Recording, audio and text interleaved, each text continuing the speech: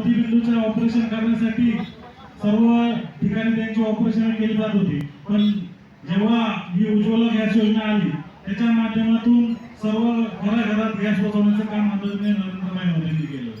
त्याच्यानंतर जर आपण पाहिलं असेल की जल जीवन जी योजना आहे त्या योजनेअंतर्गत सर्व खेडोपाड्यामध्ये पाण्याची टाकी बांधण्याचं काम केलं.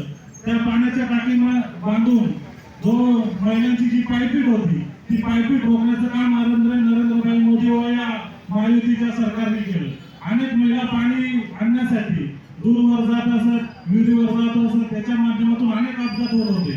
पण या अपघात रोखण्यासाठी महिलांच्या डोक्यावर अंडा उतरवण्यासाठी प्रत्येक घरात नळ पोहोचवण्याचं काम आदरणीय नरेंद्रभाई मोदींनी केलं.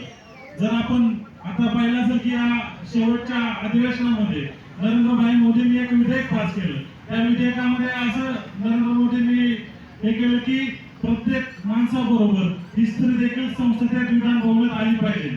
त्यामुळे आता येणाऱ्या निवडणुकीमध्ये 50% महिला खासदार होतील, आमदार होतील व 50% पुरुष होतील. हा सर्व सन्मान देण्याचं काम आदरणीय नरेंद्रभाई मोदींनी केलंय. महिलांची ताकद खूप मोठी आहे.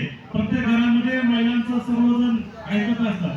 मी इथं उपस्थित सर्व महिला भगिनींना विनंती करतो, येणाऱ्या 13 तारखेला आपण सर्वांनी आपले महायुतीचे उमेदवार आदरणीय शिवाजीदादा आढळराव पाटील यांचं 1 नंबरचं बटन आहे ते घड्याळाच्या चिन्हावर उभं आहे. आपल्याला मागच्या वेळेस आपण सारिकाताई असेल, आपले मामा राजेंद्र मामा असेल, यांना आपण भाजपच्या चिन्हापूर्ण बटन दाबलं.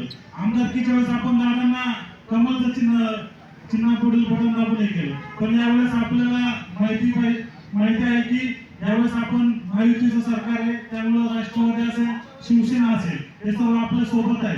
त्या सर्वांना आपण ज्या ज्या ठिकाणी त्यांची ताकद आहे त्या ठिकाणी आपण त्यांना प्रतिनिधित्व दिलं.